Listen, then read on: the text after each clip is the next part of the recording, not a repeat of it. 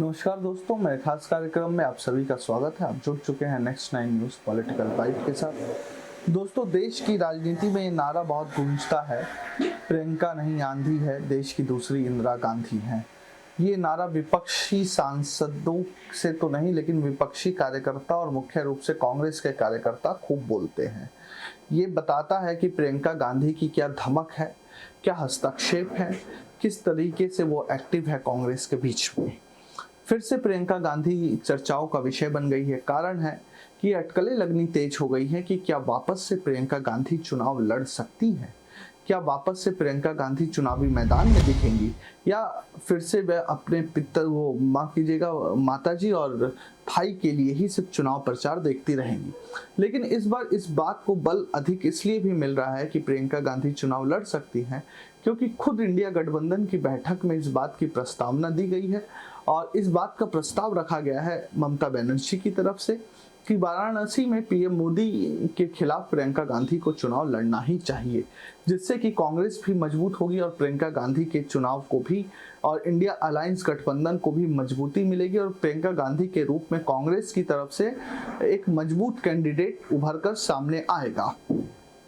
दोस्तों, पीएम मोदी के लिए कहा जाता है कि पीएम मोदी में एक खास तरह की परिपक्वता है, गंभीरता है और अधीरपन तो बिल्कुल भी नहीं है। लेकिन ऐसा ही कुछ कांग्रेस नेता प्रियंका गांधी के लिए भी कहा जाता है कि वह जानती हैं कि लोगों को कैसे अपने साथ जोड़ना है, किन मुद्दों को पर उनको अपने साथ कनेक्ट करना है, कैसे लोगों को ये दिखाना है कि हम भी आप में से ही एक हैं।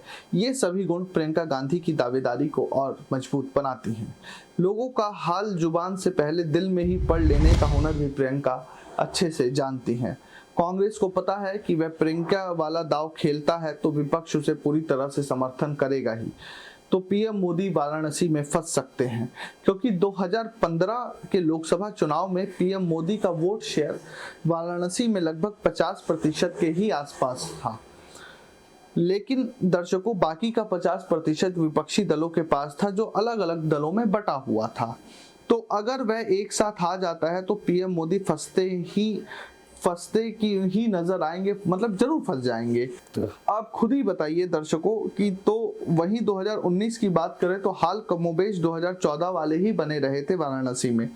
तो विपक्ष को समझना होगा कि जिस राजनीतिक ध्रुवीकरण की कमान भाजपा ने अपने हाथों में ले रखी है, उस कमान को थोड़ा कमजोर करना होगा, तभी बनारस के राजनीतिक पिच पर उनका घोड़ा भी दौड़ पाएगा। दर्शकों, आप सभी जानते हैं कि जिस तरह से प्रियंका गांधी ने हिमाचल, कर्नाटक और तेलंगाना में पार्टी को जीत दिलाई, उसके बाद से कांग्रेस के नेताओं का विश्वास प्रियंका गांधी पर बढ़ा है। उन्हें पता है कि प्रियंका के पास लोगों को मुंह लेने की कला है, जो पीएम मोदी के पास भी है। प्रियंका राजनीति करना भी जानती है और लोगों से सीधी बात भी करना जानती है। तो वहीं दूसरी तरफ वह ये भी जानती है कि विरोधियों को जवाब कैसे देना है। तो जनता के भविष्य के लिए क्या बेहतर हो सकता है, यानी कि राजनीति, ज्ञान और सौम्यता का मिला जुला मिश्रण का नाम आज कांग्रेस के कार्यकर्ताओं और विपक्ष के लिए प्रियंका गांधी हैं, जिसको उतार विपक्षी दल पीएम मोदी और उन्हीं की भाषा में जवाब देना को फंसा सकते हैं और उन्हीं की भाषा में उनको जवाब दे सकती हैं। तेज तर्रार और राजनीति से लोडेड जवाब, जिसके लिए प्रियंका गांधी एकदम परफेक्ट हैं। यूपी प्रियंका गांधी के लिए एकदम परफेक्ट जमीन रही है। दादा से लेकर दादी तक, नाना और मम्मी पापा और फिर भाई तक ने अपना जीवन यूपी के लिए समर्पित किया। प्रियंका का मायका से लेकर ससुराल तक सब कुछ तो यूपी में ही है।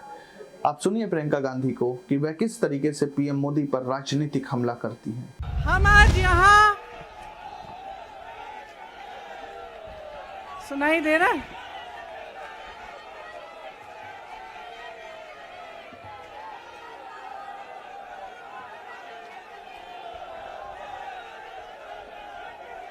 सुनिए,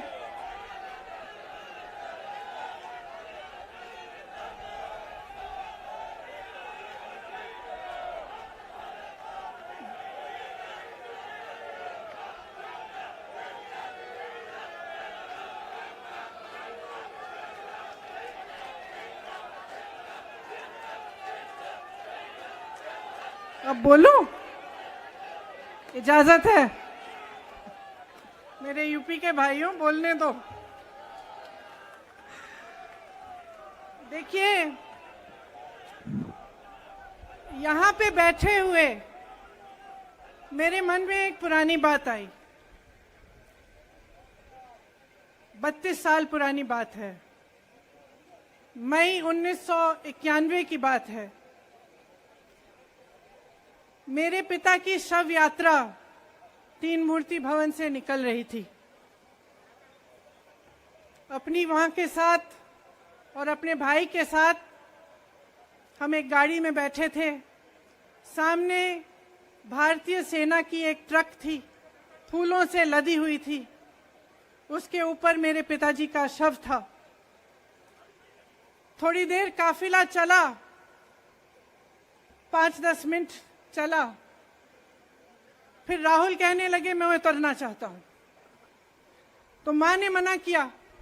उस समय सुरक्षा का भी बहुत वो था। तो मां ने कहा नहीं, तुम उतर नहीं सकते। राहुल ने जिद की, नहीं मैं उतरूंगा। मैंने मां से कहा मां उतरने दो। राहुल गाड़ी से उतरा। उस सेना की ट्रक के पीछे खड़ा होके चलने लगा और तीन मूर्ति से लेके कड़ी धूप में अपने पिता के जनाजे के पीछे पीछे पैदल चलते चलते चलते चलते यहां पहुंचा। इस जगह से कुछ 400-500 गज दूर यहां पर मेरे शहीद पिता के अंतिम संस्कार मेरे भाई ने किए।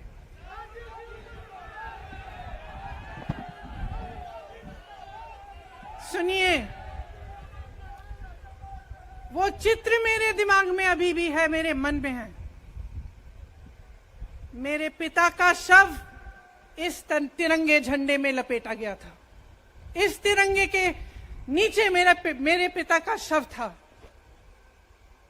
और उसके पीछे चलते चलते मेरा भाई यहां आया। उस शहीद पिता का अपमान भरी संसद में किया जाता है। उस शहीद के बेटे को आप देशद्रोही कहते हैं, आप मीर जाफर कहते हैं, उसकी आप मां का अपमान करते हैं। आपके मंत्री मेरी मां का अपमान भरी संसद में करते हैं। आपके एक मुख्यमंत्री कहते हैं कि राहुल गांधी को पता भी नहीं है कि उनका पिता कौन है। आपके प्रधानमंत्री भरी संसद में खड़े होकर कहते हैं कि ये परिवार नेहरू नाम को इस्तेमाल क्यों नहीं करता। पूरे परिवार का अपमान करते हैं। कश्मीरी पंडित समाज के रिवाज का अपमान करते हैं, जिसके तहत एक बेटा अपने बाप के मरने पर पगड़ी पहनता है, परिवार की परंपरा को आगे बढ़ाता है। लेकिन आप पर कोई मुकदमा नहीं होता। आपको 2 साल की कोई सजा नहीं मिलती। आपको जेल की सजा नहीं मिलती। आपको संसद से कोई बाहर। तो दर्शकों, आप लोगों ने सुना, प्रियंका के लिए कई सीट हैं। फूलपुर, रायबरेली, अमेठी और तो और कहते हैं कि प्रियंका के वरुण के साथ भी अच्छे संबंध है, तो कहीं वही ना कर दे खाली अपनी सीट अपनी बहन के लिए, क्योंकि वरुण गांधी और बीजेपी में भी काफी ज्यादा संघर्ष देखने को मिल रहा है। ऐसा नहीं है कि कांग्रेस का संगठन यूपी में बिल्कुल भी खत्म हो चुका है। कांग्रेस ने लंबे समय तक यूपी में शासन किया है, 21 सीटें भी 2009 के लोकसभा चुनावों में जीती। तो कांग्रेस को बस तैयारी ये करनी है कि अपने संगठन को फिर से नींद से जगाना है और उसे गोलबंद करना है। बाकी विपक्षी पार्टियों को भी अपने संगठनों को जगाना है और उसे गोलबंद करके कांग्रेस के साथ कनेक्ट करना है। अगर ये सब हो जाता है तो कहीं ना कहीं पीएम मोदी थोड़ा बहुत तो फंसते नजर आएंगे। बाकी जनता जनार्दन है। आप दर्शकों का क्या कहना है कि अगर प्रियंका गांधी पीएम मोदी के सामने चुनावी मैदान में उतरती हैं तो क्या वह उन्हें टक्कर दे पाएंगी? हमें जरूर लिख भेजें। देश और दुनिया की तमाम खबरों के लिए देखते रहिए नेक्स्ट 9 न्यूज पॉलिटिकल बाइट। धन्यवाद।